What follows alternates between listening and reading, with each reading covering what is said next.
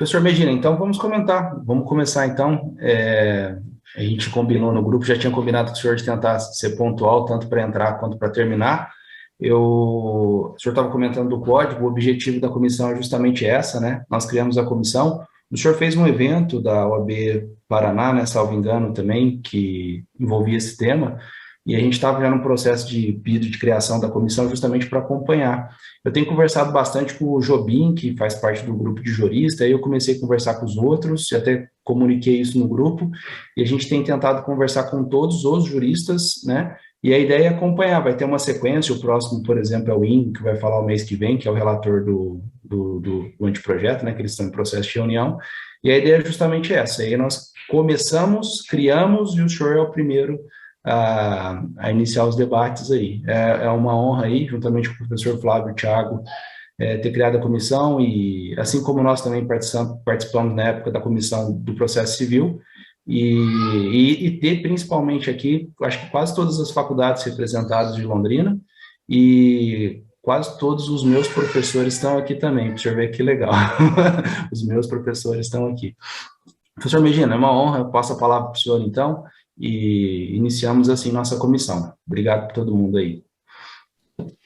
Obrigado, Bruno. Obrigado, pessoal que está aqui conosco. É, para mim, um motivo de uma honra muito grande mesmo, um verdadeiro privilégio rever amigos que eu não via, alguns que eu vi há pouco tempo antes da pandemia, outros que eu não via há muitos anos, como, por exemplo, o Marcos Stricker, que está aqui, que foi meu colega de viagens e disciplinas, inclusive. Eu lembro que a gente fez pelo menos uma disciplina, eu acho que da Maria Helena Diniz juntos, quando a gente fez mestrado em 95, 96, mais ou menos.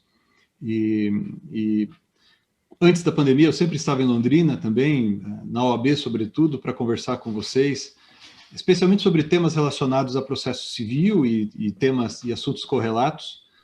Então, eu sempre gosto muito de estar com os queridos amigos aí, os colegas e as amigas de Londrina, conversando sobre direito, né? Professor Medina, só um pouquinho, desculpe interromper, eu queria passar a palavra para o Nelson Sayum, representando a Caixa de Assistência dos Advogados, é uma criação de comissão. Não sei se o doutor Nelson, ele estava no outro campo aqui, eu não consegui. Doutor Nelson Sayum, só desculpa. Boa tarde, doutor Bruno, estão me ouvindo? Desculpa, Nelson, você estava no outro campo aqui, não consigo imagina, ver todos aqui. Que isso, eu não precisava, agradeço a palavra, uma honra muito grande estar aqui. Doutor José Miguel, boa tarde. Doutor José Miguel, acho que vem mais na OAB do que fica na própria casa, né? Em especial na OAB Londrina, né? Não me lembro de ter recusado algum convite. Doutor Bruno, meus parabéns aí pela fundação de mais uma belíssima comissão. Tudo aquilo que vem para engrandecer a cultura do direito é muito bem-vindo, né? Ainda mais nas suas mãos, nas mãos do Thiago Caverzan e de outros tantos colegas aí tão gabaritados. Então, agradeço a palavra, não quero interromper, já interrompendo, não quero interromper, e agradeço aqui em nome da Caixa de Assistência o convite. Obrigado, Nelson. Obrigado. Desculpa, professor Medina. Desculpa. Sem problemas. Obrigado, Nelson. Obrigado a todos mais uma vez. Bom, como eu disse, o tema, né, que conversando aqui com o Bruno, né, a gente convencionou de conversar a respeito hoje, tem a ver com algo que tem sido objeto de minha preocupação desde que soube que estava em elaboração um anteprojeto de Código de Processo Constitucional. Eu conhecia, já havia estudado o anteprojeto elaborado lá atrás, né, no âmbito da OAB Federal, do Conselho Federal da OAB. Eu havia lido, naquela época, né, o texto, eu já havia estudado, muitos anos atrás, aquele assunto, e já naquele momento, eu cheguei a conversar com algumas pessoas sobre eu ter sentido falta de não haver referência à ligação ou à relação que há entre algumas dessas medidas, alguns desses mecanismos, com o recurso extraordinário.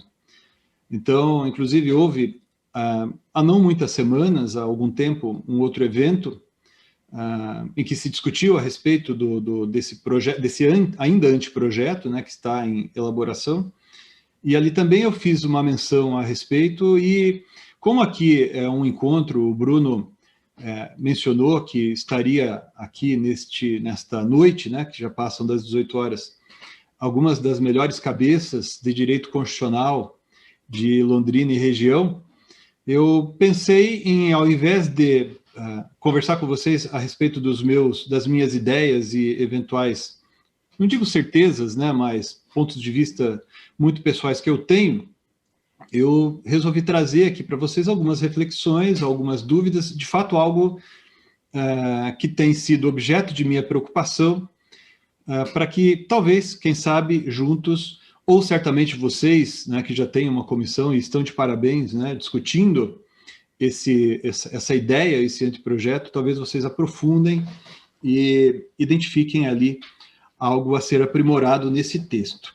Eu fiz um breve roteiro, e eu vou colocar aqui na tela para vocês, para não precisar ficar fazendo referência a números de julgados, por exemplo, do Supremo Tribunal Federal. Eu vou tentar compartilhar a tela, não sei se eu vou conseguir fazer direito. Se não der certo, eu peço que vocês...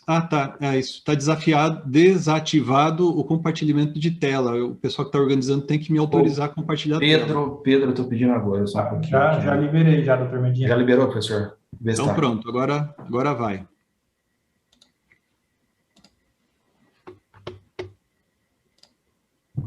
Bom, espero que tenha aparecido aí, pessoal.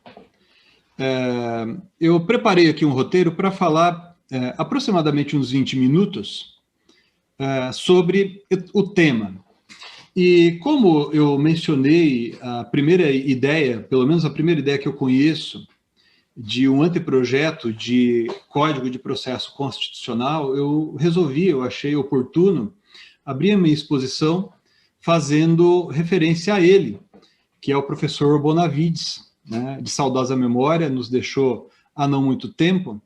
Ele que, por assim dizer, no âmbito da OAB, foi quem encabeçou, naquele contexto anterior, a ideia de elaborar um anteprojeto de Código de Processo Constitucional. E interessante que, lendo aquilo que poderia ser a exposição de motivos do texto elaborado pela comissão que ele coordenou no âmbito do Conselho Federal da OAB, muitos anos atrás, ele fazia uma comparação entre o modelo de código,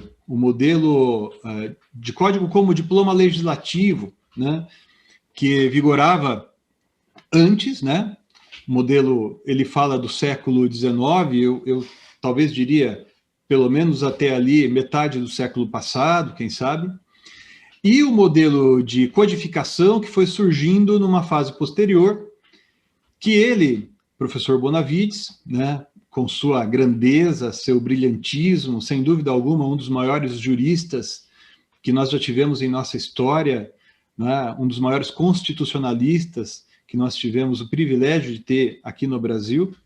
O professor Bonavides, ele era um entusiasta e ele chamava atenção naquela época para o fato, e eu até negritei um trecho da frase dele aqui, desta frase, né, o texto não é longo, é um texto muito bacana, está ali no site da OAB Federal, né? É interessante que ele menciona que aquele seria um momento oportuno para nós termos um Código de Processo Constitucional para o Brasil. E ele diz que, só esse trechinho, no Brasil, garantida a governabilidade lograda a paz social que vivíamos naquele contexto, pelo menos, reunirá condições de levar a cabo a travessia das turbulências, né? Vejam só vocês, eu achei interessante, enquanto me preparava para conversar aqui com vocês, resgatar esse trecho da fala do professor Bonavides, e sinceramente, eu tenho me preocupado muito, né, desde já há algum tempo, com esses conflitos que nós temos visto entre os poderes constituídos, o modo como se tem relacionado o judiciário e executivo, o judiciário e legislativo. Na própria OAB de Londrina, eu devo ter feito pelo menos uma palestra, me lembro, né, de ter feito, conversando sobre ativismo judicial e pronunciamentos proferidos pelo Supremo Tribunal Federal em controle de constitucionalidade, né?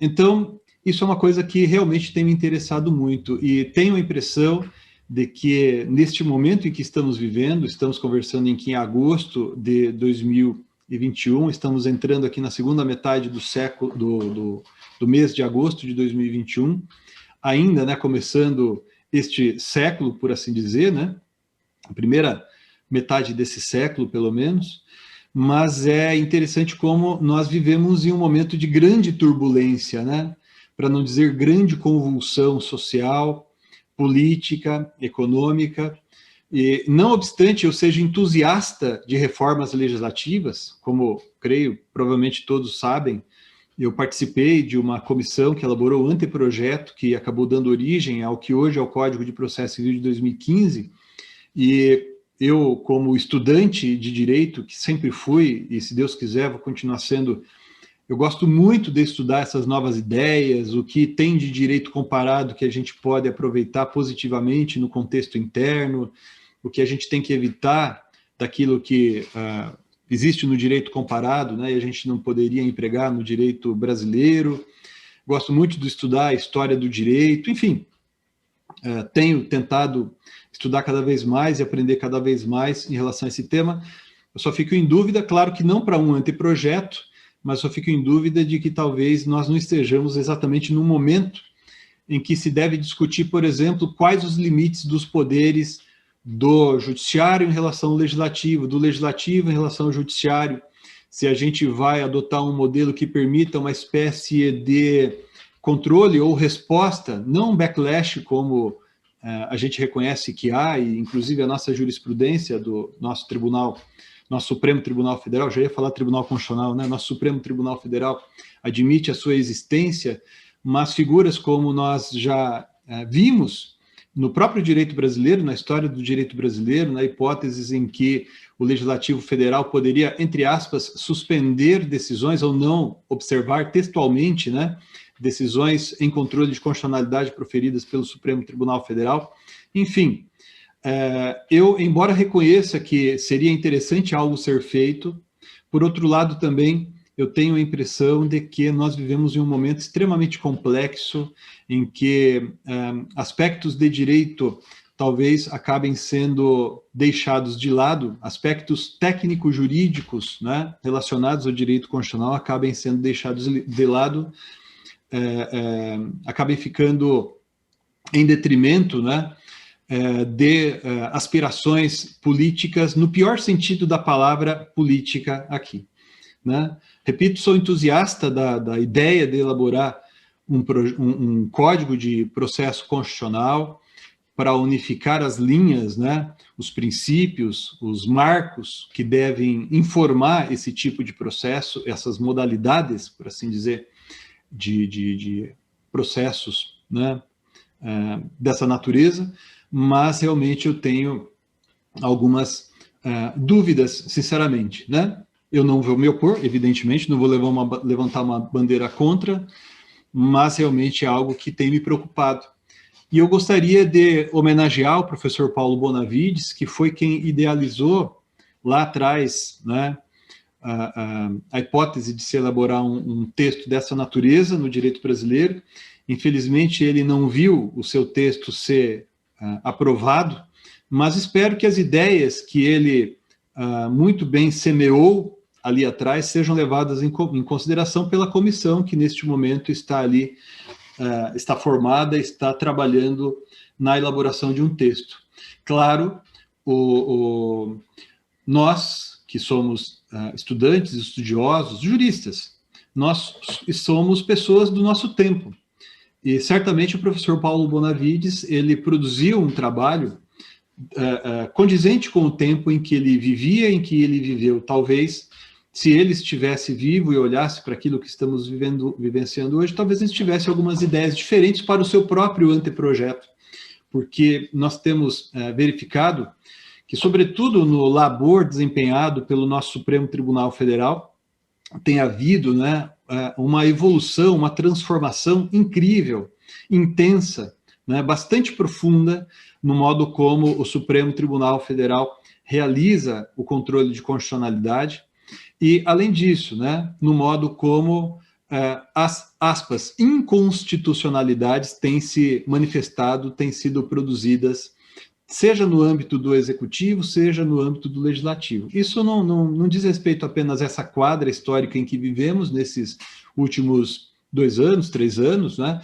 Mas isso já vem, de alguma maneira, de longe. E alguns desses aspectos eu vou procurar aqui, muito modestamente, resgatar, para colocar vocês ali aquilo que eu considero importante esse é o meu ponto de vista, né? Em relação a esse tema. O segundo ponto que me parece interessante, na verdade são 2 que eu queria comentar aqui. O primeiro é o seguinte, muitos dos problemas que eu considero de fato problemas relacionados ao controle de constitucionalidade, né, ao processo constitucional como um todo, as ações que são voltadas a assegurar a realização de direitos fundamentais, né, sobretudo no âmbito do Supremo Tribunal Federal. Muitos dos problemas, creio, são problemas não de código e não de lei ordinária, não de lei federal infraconstitucional. Eu tenho a impressão de que muitos dos problemas que nós temos enfrentado não vão ser solucionados por uma lei ordinária, por uma lei infraconstitucional, né, uma regra infraconstitucional que dispõe a respeito.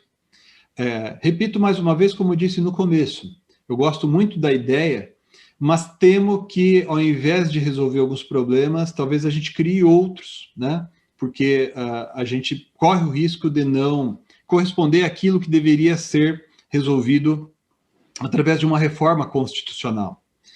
Então, aí a minha sugestão, eu ainda não escrevi a respeito, quando a gente tiver publicado ali um esboço, pelo menos, né, do anteprojeto. Eu até recebi algumas versões, mas nenhuma versão oficial daquilo que tem sido objeto de estudo, mas quando houver algo, digamos, oficial e não oficioso, né, do anteprojeto que está sendo elaborado, do anteprojeto de Código de Processo Constitucional, um dos pontos que eu vou sugerir, e já sugiro aqui, para ouvir os colegas, o que os colegas acham, que muitos dos pontos, muitos dos problemas dependeriam, e alguns deles eu vou procurar destacar nesses próximos minutos, muitos desses aspectos dependeriam de uma reforma constitucional.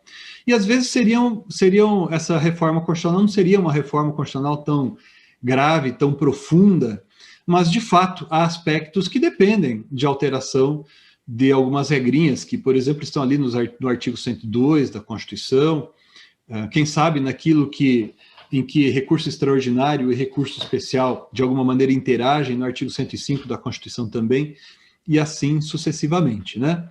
O segundo ponto, e aí eu realmente começo a falar daquele que é o objeto de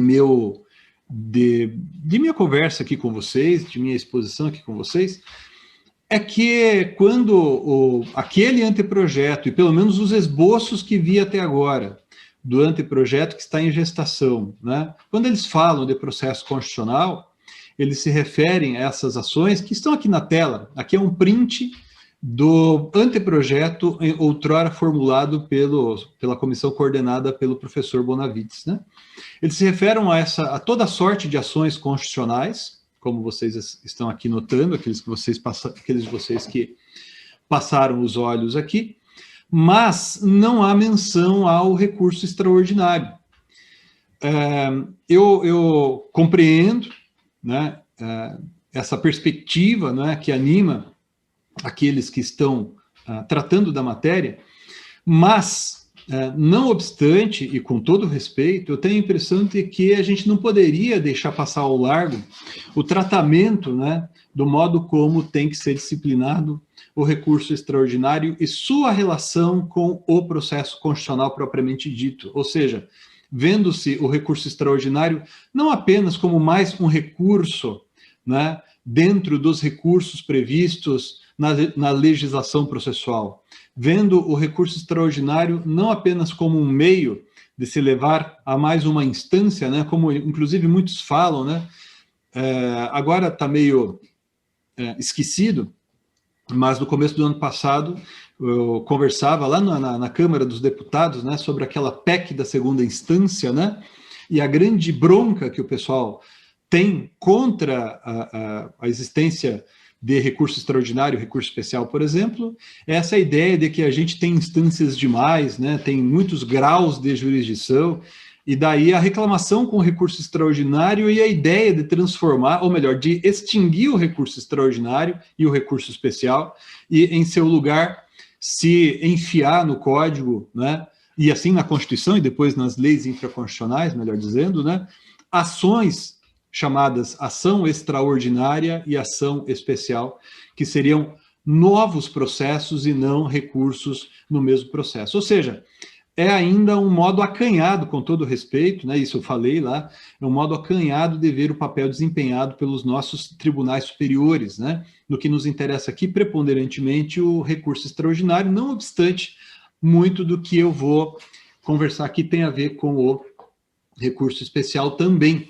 Então, nós temos que parar de pensar, sobretudo nós que estudamos direito, e às vezes eu vejo isso ainda, né, a gente estudando recurso extraordinário, especial também, mas sobretudo o recurso extraordinário, como se fosse apenas mais um recurso, apenas mais um meio de se chegar a uma instância, né, superior, quando o recurso extraordinário é muito mais do que isso. Eu não quero dizer que o Supremo Tribunal Federal, assim como o Superior Tribunal de Justiça, não desempenhem também uma função privada ou uma finalidade privada, né? Ou seja, considero que os tribunais superiores não têm uma função exclusivamente pública, né? Como muita gente tem sustentado mais recentemente. Mas, né, penso que isso não pode ser deixado de lado, né? E eu começo chamando a atenção dos colegas, né, colocando aqui para vocês um trechinho do voto do ministro Teori Zavascki no julgamento da reclamação 4335. Essa decisão é uma decisão importantíssima para aquilo que é objeto de nosso estudo. A decisão, como vocês sabem, o Supremo Tribunal Federal já há muito tempo tem dispensado a necessidade de observância de suspensão pelo Supremo Tribunal, pelo Senado Federal, da eficácia de normas consideradas pelo Supremo Tribunal Federal inconstitucionais quando se tratar de controle difuso de constitucionalidade em recurso extraordinário, né?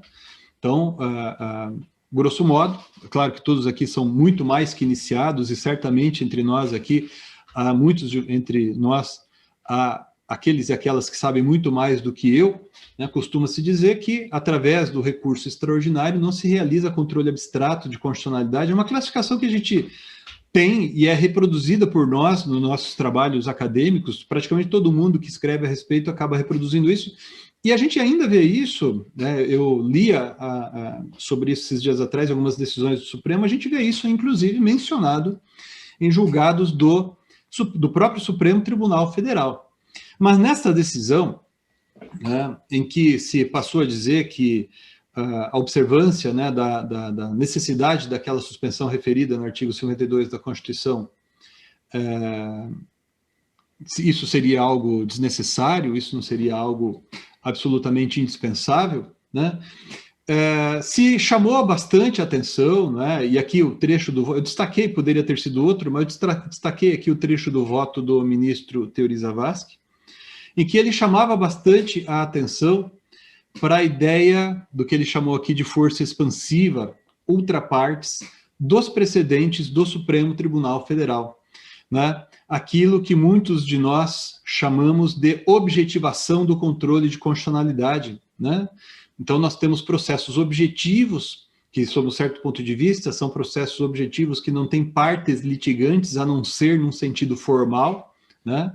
Não há ali um autor contra um réu no sentido das lides, né, que nós estudamos do âmbito do processo civil, e ao longo dos anos, paulatinamente, vem se aproximando, não é, a eficácia do controle de constitucionalidade que se dá no processo objetivo e em processos de caráter marcadamente subjetivo, que é o que sucederia, ou sucede ou sucederia no julgamento de recursos de recurso extraordinário, de recursos extraordinários. E nessa decisão aqui, o ministro Theory, o voto dele, o ministro Theory, ele tinha uma capacidade de síntese, né, sem igual, uma clareza de pensamento e, ao mesmo tempo, proferia decisões extremamente bem fundamentadas. Era realmente um exemplo de magistrado. E pincei apenas esse trecho, mas vale a pena ler a íntegra da decisão, em que o ministro chama atenção para essa evolução do papel desempenhado pelo Supremo Tribunal Federal no julgamento do recurso extraordinário e a aproximação, né, quanto aos seus efeitos, da decisão proferida pelo Supremo no julgamento de um recurso extraordinário, daquela que o Supremo Tribunal Federal profere quando julga, por exemplo, uma ação direta de inconstitucionalidade, né? Ele disse, olha, inclusive é possível até resgatar alguns vídeos de julgamentos ocorridos naquela época em que eles, ali, meio que obter dicta, né? Eles dizem assim, poxa vida, a gente estava julgando aqui uma ADIM sobre um tema tão pouco relevante agora mesmo, e já vem à mesa um recurso extraordinário, né, sobre um tema da mais alta relevância, né? A decisão da ADIM tem todos aqueles efeitos, etc. e tal, e a decisão aqui vai valer só para as partes, né? Então, de fato, é algo que chama a atenção, porque afinal o tribunal é um só, o pleno é um só, né? Então é algo que realmente parece não fazer mais sentido. Isso é interessante, mas também aqui, e isso é um ponto que eu tenho observado, eu não sou tão velho, né? Estava falando agora há pouco ali com o Marcos, né? Antes da gente começar, né? A gente não é tão velho assim, né, Marcos? Mas os mais jovens, talvez, que estejam começando a estudar processo civil aí nos últimos anos, né? Não há muito tempo, digamos, às vezes pensam nesse estado de coisas que a gente está experimentando agora como algo dado, né? Algo que sempre foi assim, né? Então, eu conversava há pouquíssimo tempo, né, com pessoal bastante jovem, quando eu falei de objetivação do controle de constitucionalidade, recurso extraordinário, etc. e tal, o pessoal disse assim, mas isso é evidente que é assim. Então, a gente estuda um determinado dado da realidade, olha para aquele quadro e diz, bom, isso sempre foi assim, quando, na verdade, em termos históricos, a gente está falando de algo que aconteceu no último segundo da história do direito brasileiro e do nosso Supremo Tribunal Federal, né? Então, a gente está falando de uma experiência relativamente recente, para não dizer muito recente. Agora, esse aspecto, pessoal, inegavelmente, ele, digamos assim, entrou na comunidade jurídica. Essa perspectiva de compreender que a decisão proferida pelo Supremo Tribunal Federal no julgamento de um recurso extraordinário, e agora no contexto pós-reformas constitucionais e reforma no CPC revogado e reforma no Código de Processo Civil de 2015 também, né, o julgamento de recurso extraordinário com repercussão geral reconhecida, sobretudo, né, é inegável que a ideia de que os efeitos da declaração de inconstitucionalidade, seja em controle abstrato, seja em controle, para usar aqui a expressão do parágrafo 12 do artigo 525 do CPC, seja em controle concentrado, seja em controle difuso de constitucionalidade, como disse, é inegável que isso acabou sendo incorporado pela comunidade jurídica de uma maneira, ainda que de modo crítico, aqui e acolá. Na verdade, o que eu percebo é que a comunidade jurídica, em sua maioria, é entusiasmada com essa ideia, né? É interessante, né, como a gente de certo modo, a gente foi entusiasta, eu mesmo sou ainda um entusiasta, né, do trabalho desempenhado pelo Supremo Tribunal Federal. Tem muitas críticas, não sei se vai dar tempo de a gente falar sobre isso hoje, né, mas eu tenho muitas críticas ao modo como o Supremo Tribunal Federal tem atuado, mas é inegável que essa aproximação entre os controles concentrado e difuso é um caminho sem volta, a não ser que a gente faça uma reforma constitucional, tá certo? Por quê? Esse dispositivo aqui referido, que é o parágrafo 12 do artigo 525, tem um correspondente a ele, porque ipsis literis, essa regra é reproduzida lá no artigo 535 do Código de Processo Civil de 2015, é inegável que isso está no sistema jurídico. E eu coloquei aqui, aí do lado para vocês, né, o julgamento pelo Supremo Tribunal Federal da ADIM 2418, que certamente é conhecida de muitos de vocês, em que o Supremo Tribunal Federal examinou a constitucionalidade do artigo 741 do Código de Processo Civil de 73, pós-reformas, que falava da possibilidade de impugnação via embargos à execução da sentença contrária à Constituição, discutia aquela questão da coisa julgada inconstitucional, né, o que fazer, né, com a coisa julgada inconstitucional, se cabe ação rescisória, se não há coisa julgada nesse caso, né, como inclusive até hoje alguns autores sustentam, né, que se não haveria coisa julgada, que tudo que teria sido proferido antes, né, contrariamente ao que depois o Supremo Tribunal Federal viesse a decidir quanto àquela regra, né, a constitucionalidade daquela regra, tudo aquilo ali viria a cair por terra. Enfim, esse é um assunto que também muito nos interessa, né? É um assunto apaixonante. Mas o fato para que importa aqui para nós hoje no julgamento da ADIM 2418, ainda que a título obter dita, o Supremo, falando da constitucionalidade daquele artigo do Código Revogado, ele debruçou-se sobre esse dispositivo aqui, e também o artigo 535 do CPC, e disse que essas disposições encontravam-se em consonância com o que ele então estava decidindo acerca daquele dispositivo, né, então do Código em vigor, que na verdade disciplinava figuras processuais parecidas, embora redação similar a essa não houvesse naquele código que viria a ser revogado. Então, aqui há um convite à reflexão, vocês que estão trabalhando, né, ou estão encaminhando sugestões, talvez a comissão que está elaborando o anteprojeto, talvez, a meu ver, é algo talvez indispensável, né, ainda que isso não conste do texto formal, né, do Código de Processo Constitucional, ainda assim nós teríamos que fazer algumas alterações, se não no Código de Processo Civil, em outra lei, ou eventualmente até mesmo na Constituição, para disciplinar melhor isso aqui, né? Porque a gente está vendo essa aproximação por obra do labor do Supremo Tribunal Federal, mas o texto da Constituição, que condiciona a suspensão de eficácia da norma declarada inconstitucional pelo Supremo Tribunal Federal, incidenter tantum, no julgamento de um recurso extraordinário, ainda está lá. Né? Ainda está lá. Então, a não ser que eu puder, que não é o caso, mas a não ser que eu declare a inconstitucionalidade daquela regra, me parece que isso não é possível, né? Nesse contexto, nós não estamos diante de algo que foi inserido através de uma emenda, por exemplo, né? A não ser que a gente faça isso, eu teria que alterar aquele texto constitucional.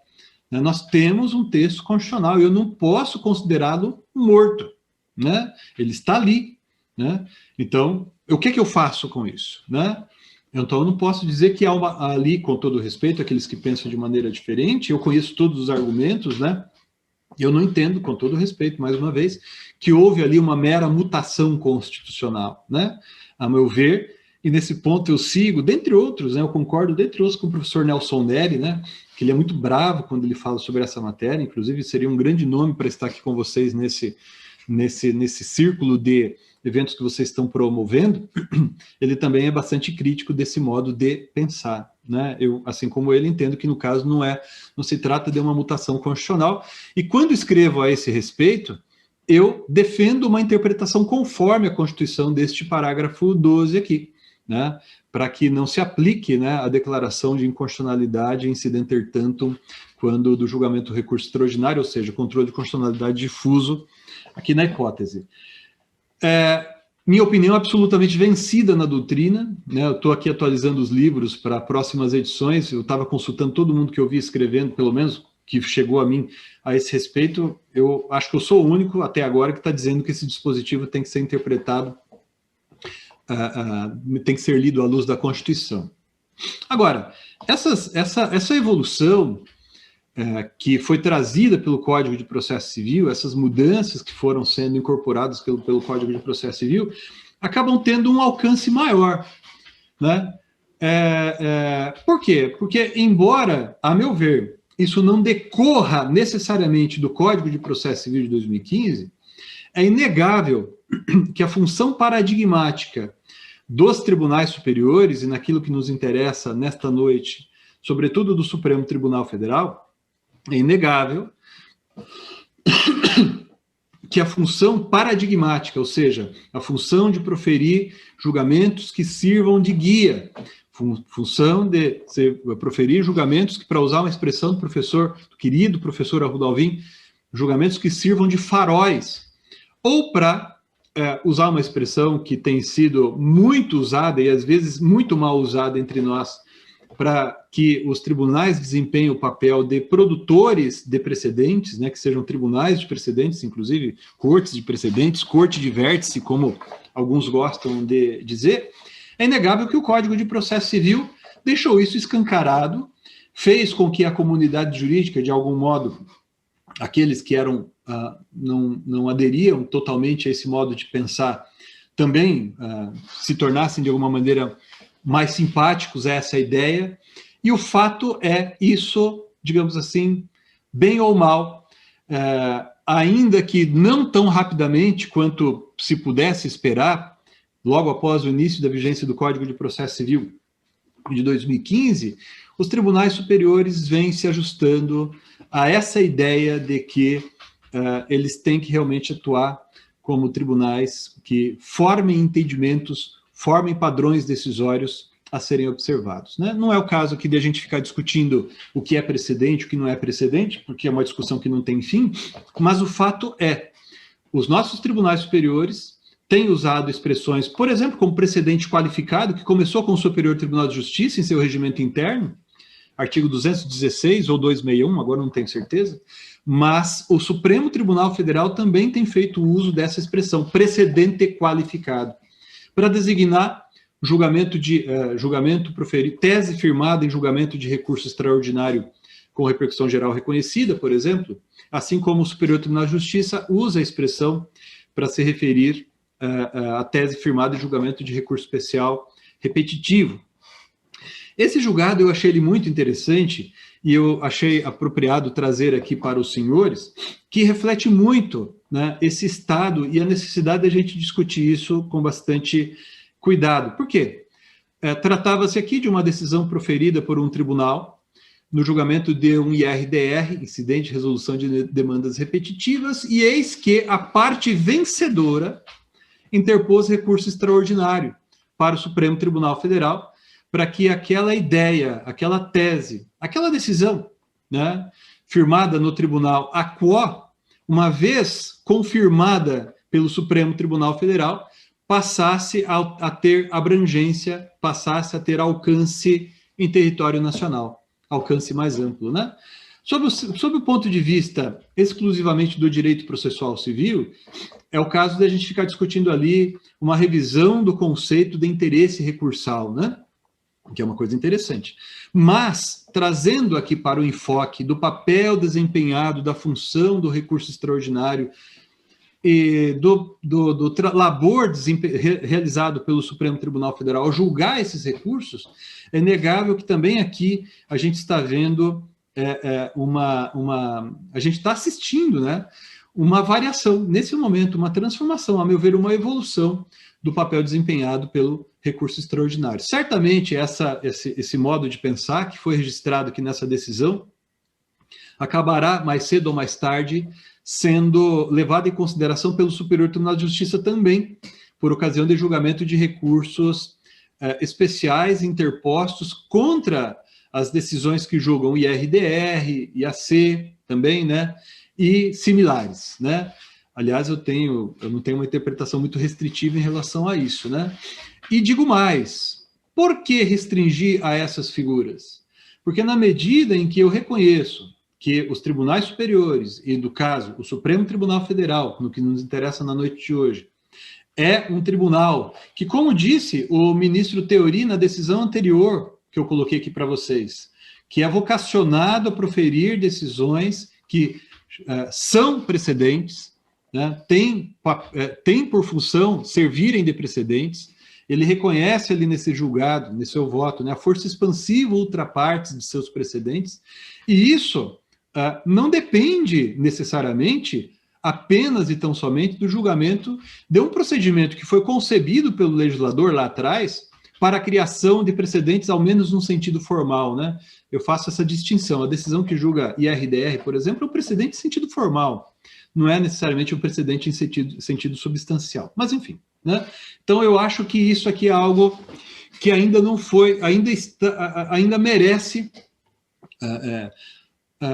nós ainda vamos ver muita coisa acontecendo com base nisso daqui. Eu acho que a gente vai assistir doravante uma transformação ainda mais intensa do papel desempenhado pelo recurso extraordinário e assim também pelo recurso especial mutatis mutandis e, consequentemente, dos tribunais superiores. Eu não vejo por que, a não ser se a gente der uma interpretação apenas limitada a esse dispositivo, que é o 987, né, que fala do recurso extraordinário especial naqueles casos ali referidos, 987 do CPC, mas eu não vejo por que a gente não pensar também nisso em outras situações, né?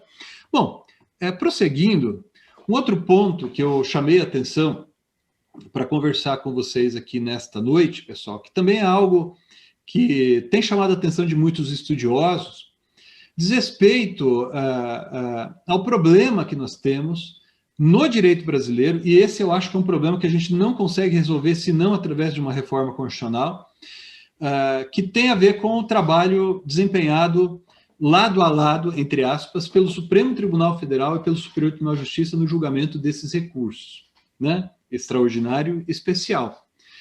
Como todos sabem, o nosso recurso, a atual, digamos assim, a apresentação desses dois recursos, extraordinário e especial, e o primeiro dirigido ao Supremo Tribunal Federal e o outro ao Superior Tribunal de Justiça, surgiu com a Constituição de 88.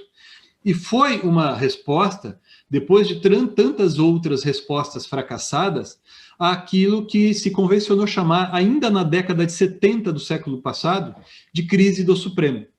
Aumento muito grande de processo, do número de processos no Supremo Tribunal Federal, daí criação de mecanismo A, mecanismo B, daí houve ali arguição de relevância, né?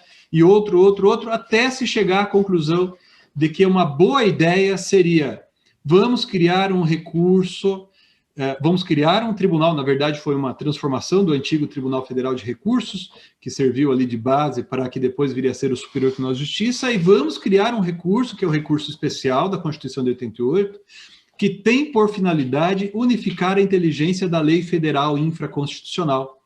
E ao Supremo Tribunal Federal, nós vamos reservar apenas e tão somente, né, o julgamento de recurso extraordinário que tem por propósito, né, resolver problemas de interpretação da norma constitucional, né? Então, uma coisa interessante, o nosso Supremo Tribunal Federal, ele, pelo menos à luz do texto constitucional, ele desempenha o controle abstrato de constitucionalidade, né?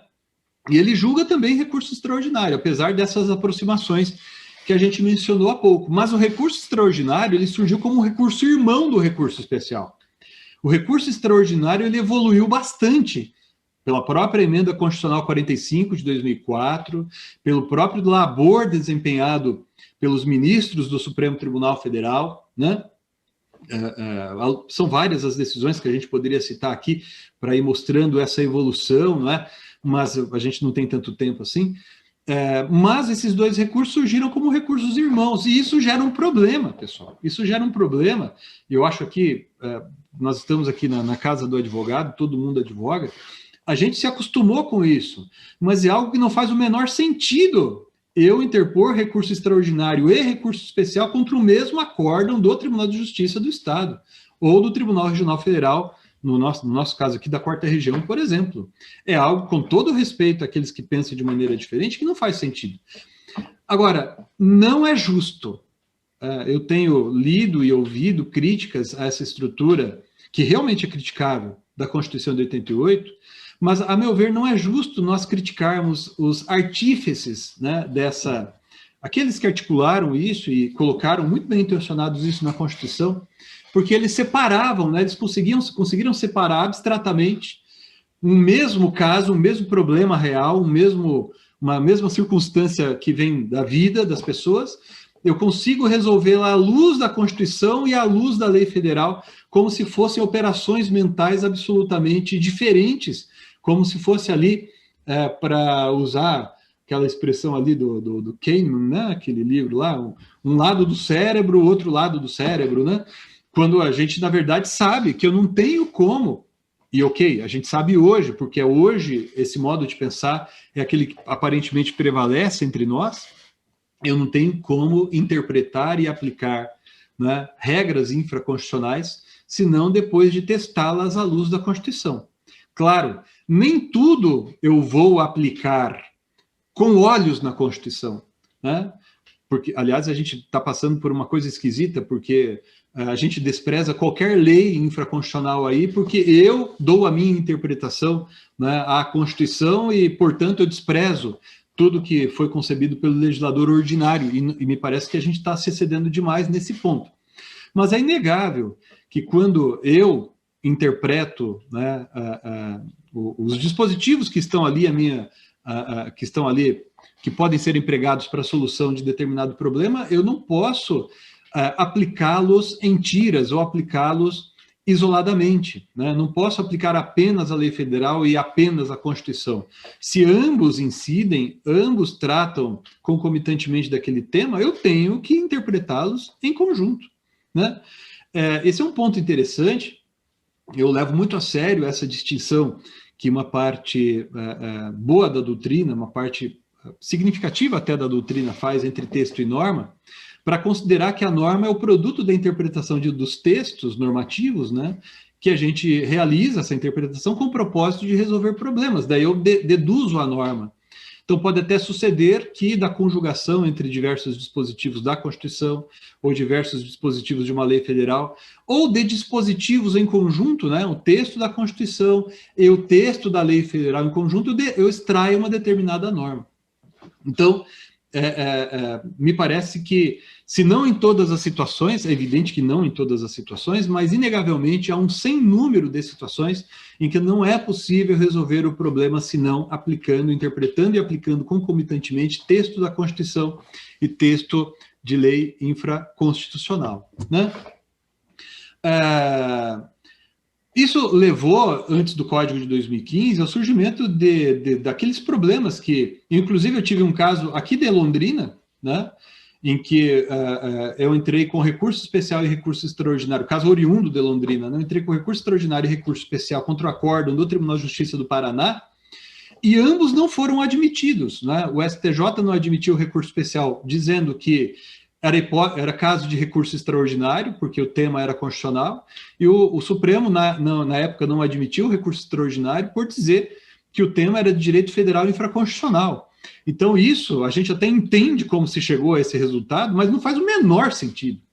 Então, o Código de Processo Civil de 2015, quando a gente elaborou o anteprojeto, felizmente isso foi mantido na versão que foi aprovada, a gente procurou, de alguma maneira, mitigar esse dilema, né?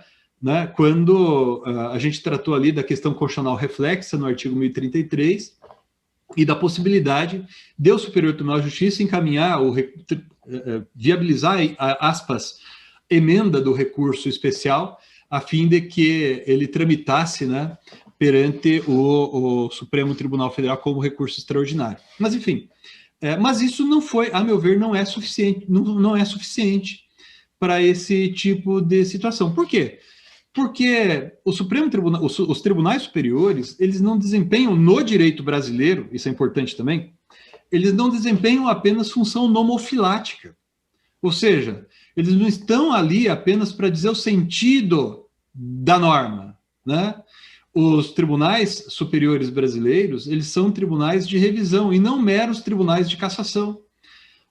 Eu acho um pecado que muitos de nós, às vezes, estudando Supremo e STJ, a gente faça isso com olhos na legislação de determinado país da Europa, lá dizendo, isso aqui, a França, por exemplo, e olha, isso nem é verdade, né? Na França, por exemplo, no recurso de cassação deles, ele apenas define o sentido e baixa os autos para que o tribunal, o órgão jurisdicional inferior, aplique aquela norma ao caso concreto. Não é verdade, porque isso também lá vem mudando bastante, então isso não pode ser encarado assim como algo absolutamente verdadeiro. E, além disso, e o mais importante, o texto constitucional brasileiro estabelece que os tribunais superiores julgam a causa. Os nossos tribunais superiores são tribunais de revisão e não apenas tribunais de cassação. Então, se não houver reforma constitucional, eu não posso desprezar isso. Então, se eu sou estudioso do direito, se eu estou aqui, eu defendo o Estado democrático de direito, se eu defendo direitos fundamentais, se eu defendo o princípio da legalidade, né? Se eu defendo o Estado de direito como segurança jurídica, previsibilidade, eu não posso ser o primeiro a dizer que a gente vai lidar com aquele texto constitucional como se ele não existisse só porque eu não quero isso, só porque eu entendo que ele não deve ser aplicado, né? Qual é a saída? Veja, o Superior Tribunal de Justiça nunca vai deixar de interpretar, de aplicar a Constituição, porque pelo menos, embora o recurso especial não seja cabível, com base em violação ao texto constitucional, isso nós sabemos, é inegável que em determinada etapa do julgamento, no mínimo naquela etapa que parte da doutrina chama de diz que o Tribunal Superior desempenha a função diquelógica, que é aplicar a norma ao caso concreto, é inegável que pelo menos nesse momento, né, se não em outros que também isso acabará acontecendo, deverá acontecer, o Superior Tribunal de Justiça vai interpretar e aplicar a Constituição, né? Ora, o Superior Tribunal de Justiça também deve realizar essa alteração. Qual seria a saída? Uma das saídas possíveis, a meu ver, é que não coubesse mais recurso extraordinário contra decisões proferidas nos tribunais locais. Coubesse apenas recurso especial, à semelhança do que acontece na Justiça do Trabalho. Na Justiça do Trabalho não cabe recurso extraordinário contra acórdão do Tribunal Regional do Trabalho, né? Cabe apenas recurso de revista para o Tribunal Superior do Trabalho, e contra o acórdão do Tribunal Superior cabe recurso extraordinário. Tanto é que eles chamam carinhosamente de recurso extraordinário trabalhista, né? Então, a meu ver, segundo o meu modo de pensar, deveria ser admissível apenas recurso especial contra decisões proferidas aqui. Eu atuo numa ação de improbidade administrativa, inclusive eu vi, agora eu não sei se já foi embora ou está na sala ainda aqui, oh meu Deus, né? O Horácio Montesquieu, agora eu achei ele aqui, a gente advoga, provavelmente a gente está advogando juntos ainda nesse processo, né? Um processo que foi para o Supremo Tribunal Federal, né? E eu estava vendo o trabalho que a gente fez lá atrás contra o acórdão proferido pelo Tribunal Regional Federal da 4ª Região, e a gente interpôs recurso extraordinário lá atrás, trilhões de anos atrás, quando o direito era outro, a jurisprudência era outra, né? Certo? E veja, hoje, cá entre nós, né, Horácio, a gente escreve muito melhor do que naquela época, o nosso trabalho seria muito diferente, né? Então, veja, pessoal, hoje o Supremo Tribunal Federal, quando se coloca a julgar o recurso extraordinário, depois que o processo passou pelo Superior Tribunal de Justiça para julgar o recurso especial, porque é muito raro a gente interpor apenas recurso extraordinário, né? Veja vocês, o Supremo acaba julgando recursos extraordinários que foram protocolados no mínimo 5, para não dizer 10 anos atrás, em outro contexto jurídico, social, né? Então, me parece que é realmente um problema que tem que ser evitado, né? E, sinceramente, eu não sei por que essa mudança ainda não foi feita, né? Uma mudança tão singela, tão simples, né? E o Supremo Tribunal Federal, creio eu, adoraria. Bom, um outro problema que nós observamos diz respeito ao requisito da repercussão geral. Né? Oi, pois não, Bruno? O senhor havia pedido para realizar quando desse 19 horas. Só estou lhe avisando. Tá Mas bom. fique à vontade, senhor. Tô acabando. Tá bom, fique à vontade. Terminando, desculpa, perdão, mas já estou acabando. Então, já meio que encaminhando aqui para a nossa conclusão, vou passar rapidamente mais esses pontos que eu destaquei aqui para vocês, né? Um problema que eu vejo também com o requisito da repercussão geral da questão constitucional para o recurso extraordinário, né, diz respeito àquelas decisões proferidas por outros tribunais que eventualmente sejam contrárias à Constituição, e a questão ali veiculada não ostente repercussão geral, né? Então, nesses casos, aquela decisão, embora contrária à Constituição, ela transita em julgado. Eu já experimentei essa situação em alguns casos concretos meus, em que eu atuo como advogado. Não cabe recurso especial, a saída seria ação rescisória, por conta da repercussão geral. E é um troço esquisito, é uma coisa esquisita essa, porque continua cabendo recurso especial para discutir qualquer tipo de questão, né? Não há requisito semelhante à PEC tramitando para a criação do requisito chamado relevância da questão federal para o recurso especial, que eu também sou bastante crítico dele, né? Crítico dessa proposta. E para finalizar, eu destaquei 2 pontos aqui. Vejam, outro problema que, a meu ver, não pode deixar de... Não sei se vai ser suficientemente resolvido, mas nós deveríamos ter contato com ele, pelo menos meditar a respeito dele, ao tratar do processo constitucional, seja isso circulando com o recurso extraordinário ou não, diz respeito a essas novas, poderíamos dizer assim, essas novas formas de inconstitucionalidade que têm surgido mais recentemente e, consequentemente, que acabam exigindo novas formas novas técnicas de controle de constitucionalidade, né? Se tem falado muito, e nós temos exemplos no mundo inteiro, né, daquilo que se tem chamado de democracia iliberal, né? Atos de democracia iliberal do legislativo, do executivo, locais em nível regional e em nível nacional, e repito, isso vale para qualquer circunstância, não é uma coisa isolada. E eu trouxe aqui essa decisão proferida na DPF 622, que, salvo engano, posso estar enganado, foi a primeira das decisões em que esse aspecto foi levado em consideração. A democracia liberal ela é instrumentalizada pelo constitucionalismo abusivo e pelo legalismo autocrático, né? Então, constitucionalismo abusivo seria uma nova Constituição ou emendas constitucionais que vão eliminando, mitigando, reduzindo direitos fundamentais. E o legalismo autocrático seriam atos infraconstitucionais, às vezes atos normativos que não são oriundos de órgãos legiferantes típicos. Então, por exemplo, seria ali um ato do prefeito, o ato do governador, o ato do presidente da República, né, que repetidamente, uma vez realizado aqui, mais uma vez, ele vai corroendo valores constitucionais por dentro, né? Então, o próprio conceito de violação à Constituição tem que ser por nós, não digo revisto nem revisitado, mas a gente não pode fechar os olhos para isso. E um outro ponto que também me chama a atenção e eu gostaria de trazer aqui para vocês, para que, claro que aqui hoje não vai dar tempo, porque eu já estourei o meu tempo e já acabei, inclusive, indo além demais, pelo que eu percebi, mas o aprimoramento que vem sendo feito em relação às técnicas de controle de constitucionalidade, né? Então, aquelas técnicas, não se fala mais hoje há bastante tempo, né, naquela restrição do Supremo como legislador, a ideia de que o Supremo operaria apenas como legislador negativo.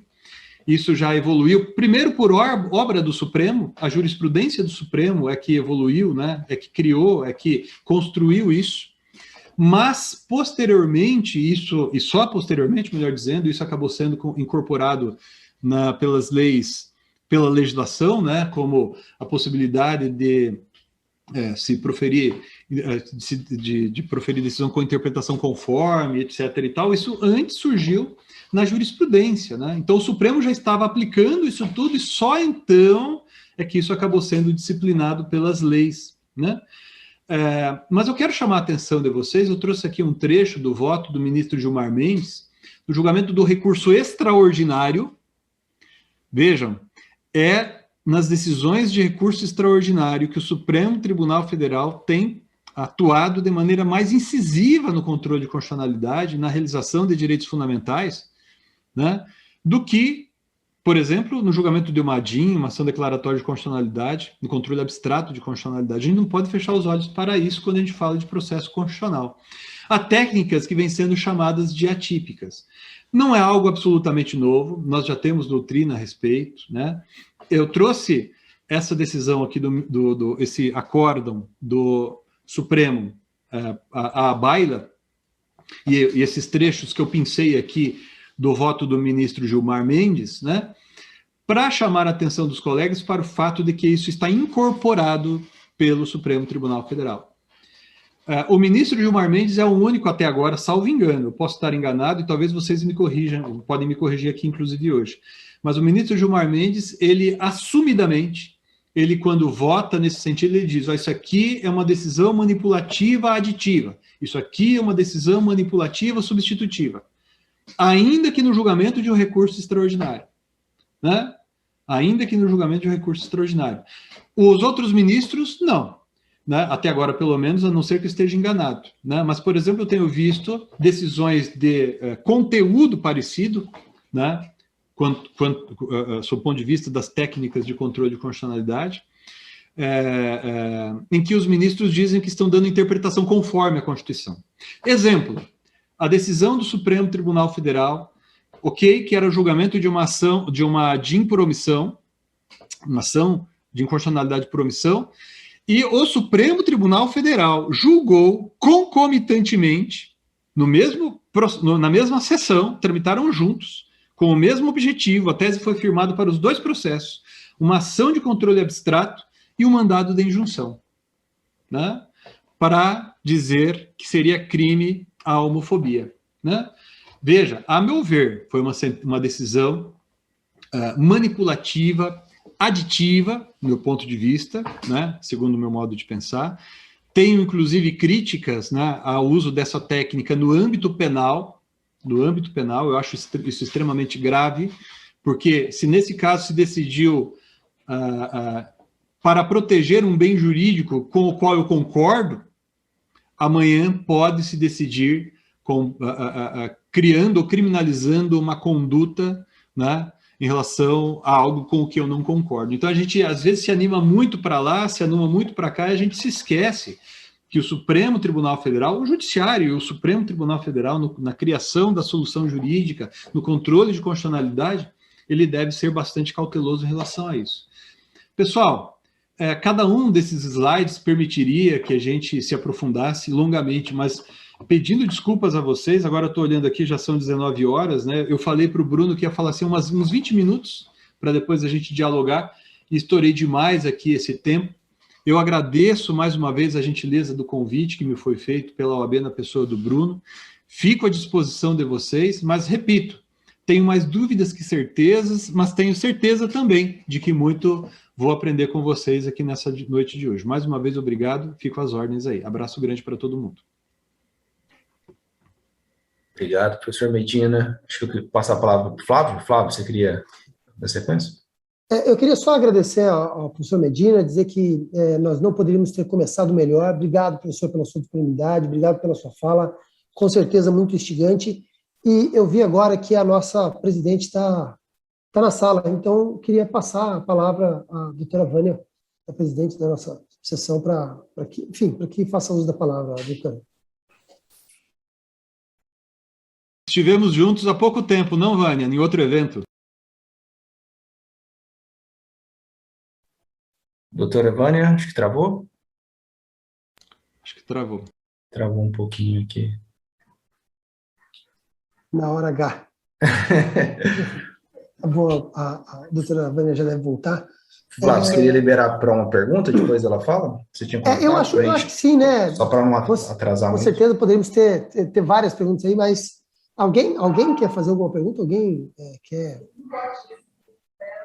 fazer algum comentário? Fique à vontade aí. Estamos entre colegas. Com a sua permissão, irmão, Bruno. Deixa eu ver se vocês me ouvem. Vocês me ouvem agora? Doutor Marcelo, Agora só um sim, pouquinho. doutor. Passa a bola para a Vânia e depois o Marcelo faz a pergunta, Flávio. Obrigada, doutor Bruno. Estive com o doutor Medina na sexta-feira, na 7ª Conferência Estadual da Advocacia Paranaense, onde ele proferiu ali um momento ali brilhante também na sua fala, que é a advocacia do futuro, né? É o que está trazendo aí tantas dúvidas para todos nós. E hoje também é uma honra imensa, doutor Medina, recebê-lo, juntamente com a comissão, essa comissão recém-criada pelo doutor Flávio, doutor Bruno, de processo constitucional, e ouvi-lo falar sobre esse tema também muito relevante e que traz tantas reflexões, doutor Medina. Eu parabenizo e agradeço, como sempre presente nos nossos eventos, e atendendo aos convites da OAB de Londrina. É uma honra tê-lo conosco. E gostaria também de parabenizar, aproveitando esse momento, de parabenizar o doutor Bruno, o doutor Flávio, e em seu nome eu parabenizo todos os membros dessa comissão, recém-criada, pela feliz iniciativa de criarmos essa comissão tão importante de estudos, e também pela feliz ideia de convidar o nosso primeiro convidado, o doutor José Miguel Garcia Medina, que nos traz aqui, brilhante, como sempre, né, em suas falas, tantos temas importantes para todos nós. Vejo que nesta sala não temos só advogados, mas temos muitos mestres e professores, então a relevância realmente dos estudos em torno do direito constitucional, do processo constitucional, eu acho que vai ser um grande ganho para a nossa subseção de Londrina. Então, agradecendo a vocês e a todos que estão assistindo, eu retorno a palavra ao doutor Bruno para dar continuidade aqui nos trabalhos. Obrigada. Eu passo para o Flávio. Flávio, você que estava... Não, Bruno, pode seguir aí. Acho que passar a palavra ao Marcelo e... Para a gente não estender muito. Marcelo, gostaria de fazer uma pergunta? Só para a gente não atrasar muito. É só para... prazer estar aqui na presença do nosso ilustre José Miguel Medina. É sempre uma alegria, um prazer, um agradecimento muito grande ouvi-lo. E quando você fala naquela ideia de não interpor o recurso especial extraordinário no mesmo momento, mas primeiro o recurso especial, né, que seria analisado, e aí sim, posteriormente, um recurso extraordinário se cabível. Nessa hipótese, caberia ao Superior Tribunal de Justiça também analisar questões constitucionais em fase do acordo do Tribunal ACO? Seria essa a minha pergunta. Muito obrigado, doutor Marcelo, e muito obrigado, doutora Vânia, pela gentileza. É um prazer também muito grande. Foi um prazer e é um prazer novamente estar com você aqui. A meu ver, é algo que a gente poderia ter avançado um pouco mais, mas a meu ver, embora haja temas exclusivamente constitucionais, por assim dizer, muito pouco há que não seja algo que de algum modo tenha sido disciplinado na legislação infraconstitucional, né? É muito difícil, basta a gente ver as vezes que a gente interpõe recurso extraordinário. É muito difícil a gente interpor apenas recurso extraordinário, né? Eu conto nos dedos as vezes em que, olha, eu sou advogado desde 95, então são 26 anos por aí. Eu acho que toda vez que eu interpus recurso extraordinário, interpus especial também, né? Então eu tenho a impressão de que, ainda que não em todos os casos, a gente poderia, à semelhança do que se fez em constituições anteriores, estabelecer algum tipo de restrição. Eu não sou favorável à PEC que está ali tramitando para a criação do requisito da relevância da questão federal para o recurso especial, mas se nós fôssemos fazer uma espécie de ajuste, né, que abrangesse esses dois recursos para esses dois tribunais superiores, talvez a gente pudesse fazer um trabalho que otimizasse a atuação do Superior Tribunal de Justiça. O que me parece algo hoje esquisito é a gente ter esses dois tribunais, não raro, proferindo decisões contraditórias entre si, né? Ou o Superior Tribunal de Justiça, que tem uma jurisprudência no determinado sentido, de repente vê o Supremo Tribunal Federal e decide ali uma questão de tributário, de administrativo. E veja, tem mais essa. Quando a Constituição de 88 ela entrou em vigor, a gente tinha ainda aquela ideia, que não era assim, não era todo mundo que pensava assim, mas tinha algo relativamente forte no sentido de que os direitos fundamentais, eles seriam exercitáveis pelo cidadão apenas contra o Estado, ou seja, não haveria a eficácia horizontal dos direitos fundamentais. Isso mudou muito. Se vocês pensarem as decisões mais expressivas do Superior Tribunal de Justiça, no âmbito do direito de família, direito de propriedade, dentre outros temas que seriam temas, aspas, de direito privado, né, e não de direito público, vocês vão notar que, se não em todas, mas nas mais expressivas, o Superior Tribunal de Justiça fez a fundamentação alicerçado na Constituição. Então, essa separação que fazia sentido para a doutrina da época, certo? Para a doutrina de 30 anos atrás, sei lá, de quando se elaborou a Constituição de 88, fazia sentido pensar em uma interpretação da norma constitucional separada da interpretação da lei federal infraconstitucional. A meu ver, isso não faz sentido hoje, acaba impondo um trabalho em dobro para todo mundo, né? A gente, pensando do ponto de vista estritamente pragmático para nós advogados, aí você tem que interpor os dois recursos. Pensando no judiciário, tem a admissibilidade dos dois aqui na origem, né, no tribunal local, os dois vão para o STJ, o recurso extraordinário fica aguardando, surge a dúvida se a questão é constitucional ou não, se tem que julgar o extraordinário primeiro ou não, surge o problema da questão constitucional complexa, né, reflexa, melhor dizendo, né? Então, a meu ver, seria uma mudança que, se aceita, se realizada, todo mundo sairia ganhando, inclusive o Supremo Tribunal Federal. E o Superior Tribunal de Justiça não trabalharia, a meu ver, pelo menos, não trabalharia a mais do que trabalha hoje. Além disso, tem havido reformas constitucionais nos últimos anos que têm ampliado a competência do STJ, e reduzido a do Supremo, como, por exemplo, a relacionada à homologação de sentença estrangeira, né? Até alguns anos era competência do Supremo. Houve a reforma constitucional e passou a ser competência do STJ. Né? Aí sim houve aumento de trabalho, inegavelmente houve aumento de trabalho. Dentre outras mudanças, né? Não faz sentido no Supremo Tribunal Federal ter competência para julgar processo penal como tem hoje.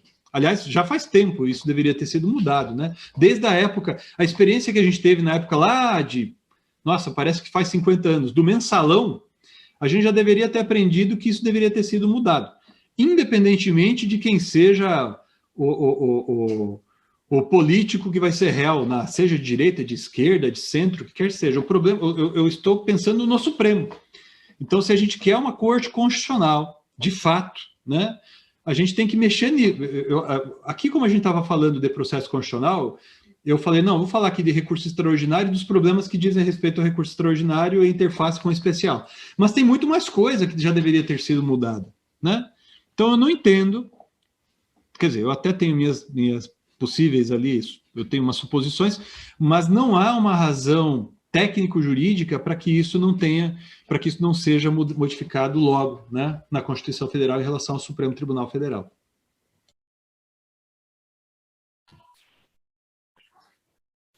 Professor Medina, vou agradecer ao senhor, a gente tinha combinado o horário aqui para não estender muito, né? E certamente acho que teria muitas dúvidas aqui, até eu mesmo gostaria de participar de tantas, a parte do interesse recursal ali, recentemente o livro da Sofia, da Carol, que trabalha bastante sobre isso, né? Elas comemoraram bastante essa recente decisão que o senhor citou, né? Mas eu vou encerrando, professor, agradeço o senhor ter aceito o convite, a participado da criação da Comissão de Processo Constitucional. Nós estaremos, como o senhor comentou, acompanhando aí, né, toda a evolução da Comissão de Juristas, né? O senhor vê, eu já comentei, no próximo mês, nossas reuniões serão mensais. Nós teremos o Ingo, professor Ingo Streithoffmann, que é o relator, inclusive, né, vai falar no próximo mês, o Marco Jobim, que participa, o professor Luiz Guilherme Marinoni, e em dezembro, o último desse ano, Jorge Abolt, que inclusive poderia, já aproveitar a deixa aí para marcar, inclusive, a reunião, o professor Nelson Neri também, bem lembrado, senhor. Professor Medina, agradeço muito o senhor ter aceitado o convite, esse encontro estará gravado, o senhor comentou sobre isso, até mesmo para a gente divulgar, altíssimo nível e nada impede que depois, dentro do grupo, a gente possa discutir os temas abordados aqui, compartilhando o texto, até mesmo se o senhor tiver alguma coisa, como o senhor produz e como o senhor compartilhou muita coisa na época do processo civil, né? O senhor produzindo alguma coisa, passa para nós, para divulgar dentro do grupo aqui, professor. O senhor quer comentar? Eu que agradeço, Bruno, contem comigo, vocês têm meu contato aí, estou sempre à disposição, é sempre um prazer estar com vocês. Obrigado, pessoal, obrigado a todos os professores aqui presentes, e a gente continua no grupo lá. Obrigado, professor Medina, um abraço. Um abraço, Thiago Caverzan, professor Flávio Perobon, um abraço.